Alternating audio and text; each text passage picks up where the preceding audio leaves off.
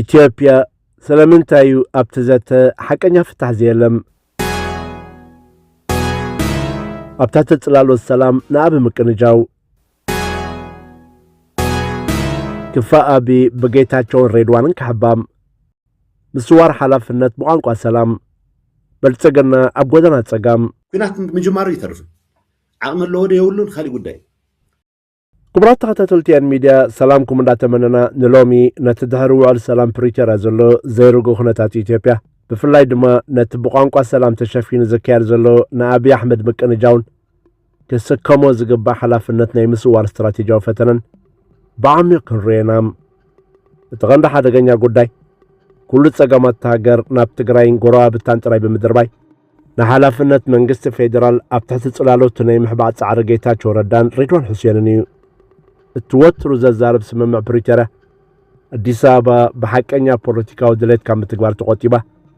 ነቲ ዝዓነወ ቁጠባውን ማሕበራዊ መዋቕር ትግራይ ከም ተሳዕረ ግዝኣት ጌራ ክትሕዞ ትፍትናላ ብልጽግና ካብ ብሄረሰባዊ ፖለቲካ ተነጸለ ሓይሊ ኮይኑ ክቐርብ እኳ ተፈተነ ውሽጣዊ ስጉምታቱ ግን ነዚ ነጽግ እዩ ትምህረት ወልደ ሰማዕታት ኣዋሂድ ዳልይወሎ ስዒድ መሓመደ ተኸታተሉና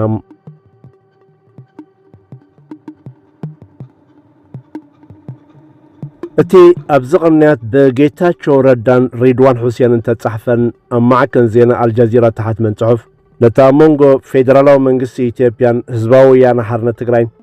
ኣብ ሕዳር 2022 ተፈረመ ስምምዕ ሰላም ፕሪቶርያ መሰረት ገይሩ ተነድፈ ዳርጋ ፖለቲካዊ መግለጺ እዩ እቶም ክልተ እሙናት ኣገልገልቲ ኣብይ ኣሕመድ ዝኾኑ ጸሓፍቲ እቲ ስምምዕ ነቲ ኣብ ሰሜን ኢትዮጵያ ተራእያ ደማዊ ውግእ ደው ዘበለን ብዙሓት ዜጋታት ዕረፍቲ ዝሃበን ታሪኻዊ ስጉምቲ ምዃኑ ብምግላጽ ይጅምሩ ኩሉ ሰብ ሰላም ክሰፍን ሃረር እንዳበለ እንከሎ ኣብ ውሽጢ ክልቲኦም ወገናት ዘለዉ ጥራሕ ዘይኮነስ ኣብቲ ዞባ ዝርከቡ ዝተፈላለዩ ሓይልታት ነቲ ስምምዕ ንምፍሻል ይጽዕሩ ከም ዘለዉ ድማ ክማጎት ፈቲሮም ኣለዉ ቀንዲ መጎተቶም ጸሓፍቲ ኣብዚ ሕጂ እዋን ሓድሽ ማዕበል ውግእ ንምጅማር ዝዳለዉ ዘለዉ ሓይልታት ዝበልዎም ንምጥቃዕ ዝዓለመ ኮይኑ ፍላይ ድማ ነቶም ኣብ ውሽጢ ሕወሓት ዘለዉ ኣኽረርቲ ወይ ሃርድላይነርስ ንዕጡቓት ፋኖ ኣምሓራን ንመንግስቲ ኤርትራን ብቐንዱ ተሓተቲ ገይሮም የቕርቦም ከም ኣረኣዮም ፕሬዚደንት ኤርትራ ኢሳያስ ኣፈወርቂ ነቲ ስምምዕ ፕሪቶርያ ከም ናይ ኣሜሪካ ስለያ ሲኣይኤ ተንኰል ገይሩ ብምውጋዝ ብቐደሙ እውን ከም ዘይተቐበሎ ብምጥቃስ መንጎቶም ብሰንኪ እቲ ስምምዕ ተጎድኡ ወገናት ጽምዶ ተባህለ ምስጢራዊ ኪዳን ብምፍጣር ሓድሽ ወተሃደራዊ ረፅሚ ንምውላዕ ይሰርሕ ኣሎ ክብሉ ኸሲሶም እቲ ጽሑፍ ብምጥቕላል እዞም ሓይልታት እዚኣቶም ነቲ ኣብ ትግራይ ተመስረተ ግዜያዊ ምሕደራ ብምፍራስ ሓድሽ ወተሃደራዊ ምልመላን ምስጢራዊ ምንቅስቓስን የካይዱ ከም ዘለዎ ብምኽሳስ ኣገራዊ ማሕበረሰብ ኣብ ልዕሊ ኣስመራን ኣብ ልዕሊ እቶም ኣኽረርቲ ሓይልታት ሕወሓትን ከቢድ ጸቕጢ ክገብር ይጽውዕ እዚ ጽሑፍ እዚ ካብ ላዕለዋይ ትሕዝቶ ክረአ እንከሎ ነባሩ ሰላም ዝጣበቕ መሲሉ ይቕረብ እምበር ካብ ስትራቴጂያዊ ፖለቲካዊ መዋቕር ክግምገም እንከሎ ግን ዓበይቲ ሃጓፋትን ፖለቲካዊ ወገንተኝነትን ዝመልኦ ሓቅታት ዝኸሓደን ዝሸፋፈነን ንሓደ ወገን ጥራይ ከጥቅዕ ደይ መደይ ኢሉ ዝተቐናበረ ምዃኑ ምርዳእ ኣይጸግምን ሚኒስተር ዜና ኤርትራ የማነ ገብረ መስቀል ኣብቲ ጭጉራፍሲ በዓለ ሃሪማ ተእው ብዝብል ዝሃቦ ምላሽ ፕሮፓጋንዳ ብልጽግና ፓርቲ ብሓሶትን ምትላል እንተመልአ ኮይኑ እቲ ብጌታቸውን ሬድዋንን ተጻሕፈ ጽሑፍ ኣልጀዚራ ድማ ነዚ ዘርኢ ምዃኑ የመልክት እቲ ካብ 2020 ክሳብ 2022 ዝተኻየደ ውግእ ሱሩ ኣብ ውሽጣዊ ብሄራዊ ፍልያት ኢትዮጵያ ተሰረተ እዩ ኤርትራ ብጠለብ ፌደራል መንግስትን ንዓ ዝዓለመ ናይ ውግእ ስትራቴጂያዊ ጉዕዞንያ ናብቲ ግጭት ተሳሒባ ድሕሪ እቲ ውግእ መራሕቲ ብልጽግና ንኤርትራ ወግዓዊ ምስጋና ኣቕሪቦሙላ ከም ዝነበሩ እውን ይጠቅስ እቲ ኣብ ፕሪቶርያ ክበኣሱ ደልዮም ከም ዝነበሩ ዝገልጽ ትሕዝቶ ናይ ፈጠራ ዛንታ ሓሶት ምዃኑ ዝገልጽ ምላሽ ኤርትራ ነቲ ቅድሚ ፕሪቶርያ ኣብ ጅቡትን ሲሸልስን ተኻየደ ምስጢራዊ ዘተ ብምጥቃስ ብልዕሊ ኤርትራ ሓባራዊ ወተሃደራዊ ተኽሲ ንምኽፋት ተማኺሮም ምንባሮም የቃልዕ ስምምዕ ፕሪቶርያ ናይ ውሽጢ ኢትዮጵያ ጉዳይ ጥራሕ ብምባል ድማ ሕጂ ዝካየድ ዘሎ ናይ ሓሶት ፕሮፓጋንዳ ግን ነቲ መንግስቲ ኢትዮጵያ ካብ ታሕሳስ 2023 ጀሚሩ ንባሕሪ ብምኽናይ ዘርእዮ ዘሎ ናይ ተጻብኦ ጎደና ንምሽፋን ዝዓለመ እዩ እዞም ናይ ትምካሕቲ ስጉምታት ንናይ ዞባ ሰላም ዘተኣማምን መንገዲ የሎን ዝብል ስጋት ብምፍጣር ኩሉ ዞባ ኣብ ወጥሪ ከም ዘሎ ድማ ይምጉት ነዚ ጉዳይ እዚ ብዓይኒ ነቐፌታዊ ኣጠማምታ ክንመዝኖን ከለና እቲ ጽሑፍ ኣልጀዚራ ተደኮነሉ መዋቕር ከቢድ ስነ ሞገታውን ስነ ምግበራውን ሕፅረታት ከም ዘለዎ ንርዳም التصحف بقانقا سلام دا تزاربكا حلافنت ناي مسوار فتنة زرقي بوليتيكاو درامايو سممع بريتريا بمنفس يغن بورغت بمنافس تفرمي كونن انتاي دا كلت نصرات حيلتات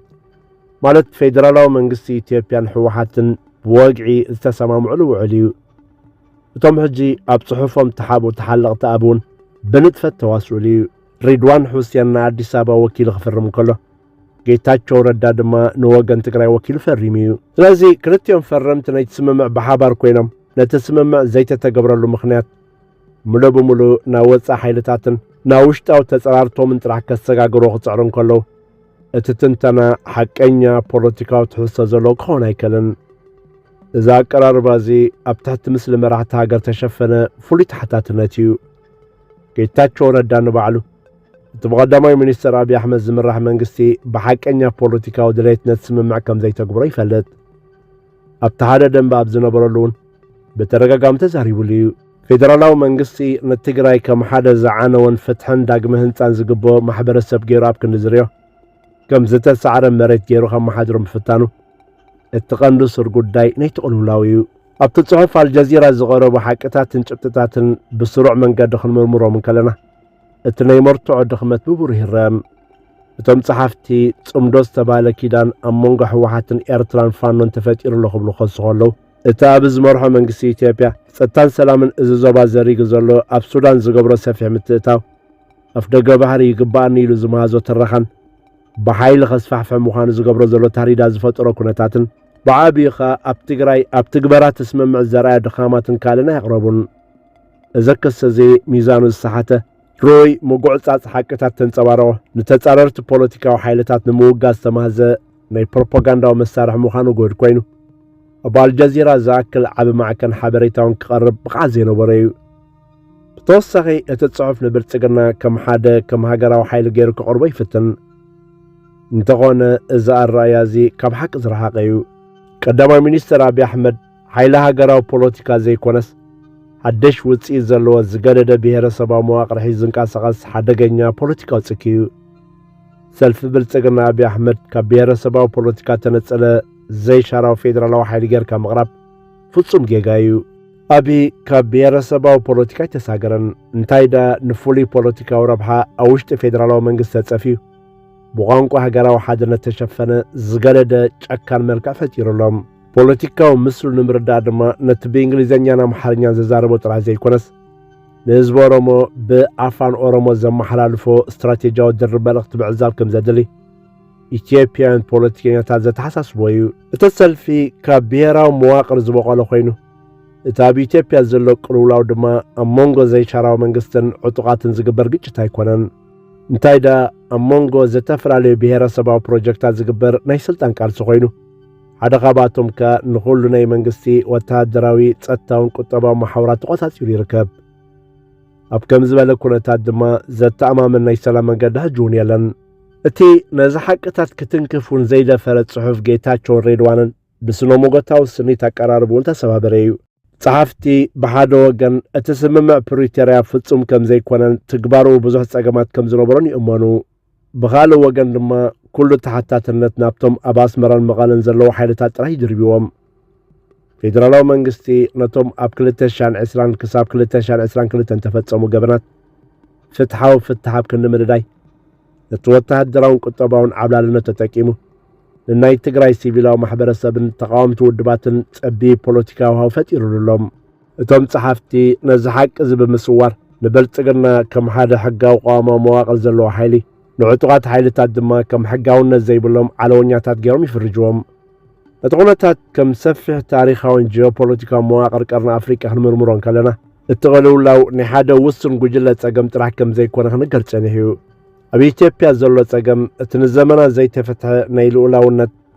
ብሄረሰባዊ ሃገረ ህንፃ ስቴት ቢልዲንግን ናይ ስልጣን ማእከልነትን ምሰሓብ እዩ ፌደራላዊ መንግስቲ ኩሉ ግዜ ሕጋውነትን ልኡላውነትን ንባዕሉ ከም መሳርሒ ብምጥቃም ንናይ ወሰናስን ሓይልታት መሰረታዊ ሕቶታት ከም ናይ ክዳዓት ምንቅስቓስ ገይሩ ክፍርጆ ይፅዕር እዩ ብተወሳኺ እቲ ኣብቲ ዞባ ዘሎ ጸጥታዊ ዲናሚክስ ምስቲ ኣብ ውሽጢ ሃገር ዝካየድ ፖለቲካዊ ምርጫታትን ምትእታዋትን ተኣሳሰረ እዩ ንኣብነት እቲ ኣብ ሰነ ሓደ እተኻየደ ምርጫ ዘርእዮ ዕግርግር ሰልፊ ብልጽግና ናይ አብይ አሕመድ ዓወት ኳ ተመዝገበ እቲ ዓወት ነቲ ጸገም ከም ዘይፈትሖን ዘይርግእ ኩነታት ከም ዝፈጠርን ኪናታት ይገልጹ ተጸገም አሞንጎ ገለልተኛ መንግስትን ዓለወኛታት ዘይኮነስ ሞንጎ ዝተፈላለዩ ብሔረሰባዊ ፖለቲካ ፕሮጀክታት ዝግበር ናይ ስልጣን ቃልሲ እውን እዩ እቲ ስልጣን ሰራዊት ጸጥታን መሳርሕታት ምርጫን ዝሓዘ ሓይሊ ድማ ማለት ብልጽግና ነቲ ሕጋዊ ቋንቋ ተጠቂሙ ንኻልኦት የወግዝ እዚ ጂኦፖለቲካዊ ስጋት እዚ ነቲ ኣብ ቀርኒ ኣፍሪቃ ዘሎ ናይ ሓይልታት ሚዛን ዝቕይር እዩ ኤርትራ ሱዳን ከምኡውን ኣብ ውሽጢ ኢትዮጵያ ዘለዉ ዝተፈላለዩ ዕጡቓት ሓይልታት ንናይ ፌደራል መንግስቲ ዓብላልነት ንምብዳህ ዝገብሮ ጉዕዞ ነቲ ዞባ ናይ ገደን ናብ ዝገደደ ቀውሲ ክመርሖ ይኽእል እዩ ጌታቸው ረዳን ሬድዋን ሁሴንን ነዚ ዓሚቕ ታሪኻዊ ስርበታት ጸገም ኣብ ክንዲ ምትንታን ናይ ውልቀ ሰባት ውስናት ጉጅለታትን ስሱዕ ባህጊ ጥራሕ ከም ምኽንያት ገይሮም ከቕርቦም ፍታኖም ነቲ ፖለቲካዊ ትንተና ዓሚቕ ትሕዝቶ ከም ዘይህልዎ ገይርዎሎም እቲ ጽሑፍ አልጀዚራ ገዲፎም ዝሓለፈ ዓበይቲ ጉዳያት ነቲ ናይቲ ጽሑፍ ተኣማንነት ሙሉእ ብምሉእ ዘማህምን እዩ ቀዳማይ ዓቦ ሃጓፍ እቲ ድሕሪ ውግእ 2020 ክሳብ 2022 ክሳብ ሕጂ ፍታሕ ዘይተረኽበሉ ናይ ውሽጣዊ ተመዛበልቲ ህዝቢ ጉዳይ እዩ እቲ ጽሑፍ ብዛዕባ ሰላም ክዛረብ እንከሎ መንግስቲ ነዘን ሚልዮናት ዝኾኑ ተመዛበልቲ ናብ ቦቶም ክመልስ ቁጠባዊ ይኹን ፖለቲካዊ ስጉምቲ ከም ዘይወሰደ ፈጺሙ ይጠቐሰን ካልኣይ ድማ እቲ ሕገ መንግስታዊ ንጹርነትን ናይ ትግራይ ቅድሚ ውግእ ዝነበረ ምሕደራ መሬት ምምላስን ዝግበሩ ዕንቅፋት ኣሽሽ ተባሂሉሎም ብተወሳኺ ፌደራላዊ መንግስቲ ንትግራይ ንምሕጋዝን ዳግሚ ህንፃ ንምክያድን ዘርኣያ ድኹም ፖለቲካዊ ድሌት ኣብቲ ጽሑፍ ቦታ የለን ነዚ ኩሉ መሰረታዊ ጸገማት ገዲፍካ ኩሉ ጸገም ካብ ሕወሓትን ካብ ኤርትራን ይምባል ነቲ ጽሑፍ ከም ሓደ ተራን ናይ ሓደ ወገን ፖለቲካዊ መከላኸሊ መሳርሒ የውርዶም እዚ ዓይነት ምስዋር ሓቅታት ድማ ነቶም ኣህጉራውያን ተመራመርትን ወሰንቲ ፖሊስታትን ዘጋግዩ ብሓፈሻዊ ኣቀራርባ ክግምገም እንከሎ እቲ ብጌታቸው ረዳን ሬድዋን ሁሴን ተጻሕፈ ጽሑፍ አልጀዚራ ናይ ገዛ ርእሶም ፖለቲካዊ ውድቀትን ናይ መንግስቲ ሕፅረታትን ንምሽፋን ተጠቀሙሉ ናይ ምስዋርን በለጽ ስትራቴጂ እዩ እቲ ኣብ ልዕሊኦም ዝቐርብ ዘሎ ነቐፌታ ድማ ነዚ ሓቅታት ዘቃልዕ እዩ ምኽንያቱ ሰላም ብሓደ ወገን ጥራይ ዝህነጽ ከም ዘይኮነን ፌደራላዊ መንግስቲ እውን ናይ ባዕሉ ዓቢ ሓላፍነት ከም ዘለዎን ስለ ዘረጋግጽ እዩ ንተመራመርትን ወሰንቲ ፖሊስታትን ዝግደፍ ኣብ ቀርኒ ኣፍሪቃ ዘላቒ ሰላም ንምምጻእ ናይ ሓደ ወገን ክሰን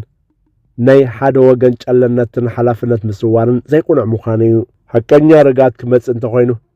ክልቲኦም ፈረምቲ ናይቲ ስምምዕ ንናይ ፍትሕን ዳግሚ ህንፃን ሕቶታት ብግቡእ ክምልሱ ኣለዎም ካብ ፍሉይ ፖለቲካዊ ውደባን ናይ ስልጣን ረብሓታትን ወፃኢ ኮይኑ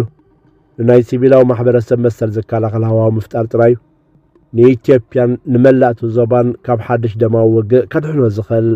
ብሓፈሻ ክረአ እንከሎ እቲ ኣብ ኢትዮጵያ ዘሎ ፖለቲካዊ ቅልውላው ኣብ መንጎ ገለልተኛ መንግስትን ዓለወኛታትን ዝግበር ቃልሲ ይኮነን እንታይ ዳ እዚ ኩነታት ካብ ሱር እንተተመርሚሩ እዚ ብሰንኪ ስልጣን ፌደራል ሒዞሞ ዘለዉ ሓይልታት ንባዕሎም ሓድሽ ዓይነት ብሔረሰባዊ ፖለቲካዊ ፕሮጀክት ስለ ዘንቀሳቐሱ ዝመፀ እዩ እቲ መንግስቲ ንናይ ፖለቲካዊ ረብሑ ብቋንቋ ሃገራዊ ሓድነትን ሰላምን ክሽፍኖ እንከሎ ንናይ ካልኦት ሕጋዊ ሕቶታት ግን ከም ገበን ገይሩ ይፍርጆም ስለዚ ካብ ፍሉይ ፖለቲካዊ ፀቐጥን ወገንተኛነትን ወፃኢ ዝኾነ ሓቀኛ ናይ ሰላም ዘተ እንተዘይተገይሩ ነባር ርጋት ክመጽእ ዝኽእለሉ መንገዲ ፈጺሙ የለን ክቡራት ተኸታተልትና እቲ ኣብ ጽሑፍ አልጀዚራ ተመርኪዙ ዝቐረበ ትንተና እዚ ተኸታተልኩም እዩ ነይሩ ስለምክትታልኩም ብልቢ ነመስግን ከምወትሩ ንሃገርናን ዞባናን ዘገድሱ ሰፋሕቲ ትንታነታት ብኣጋር ንምክትታል ቻነልና ሳብስክራይብ ብምግባር ቀጻሊ ምሳና ክትጸንሑ ብኽብሪ ንምሕፀን ሰላም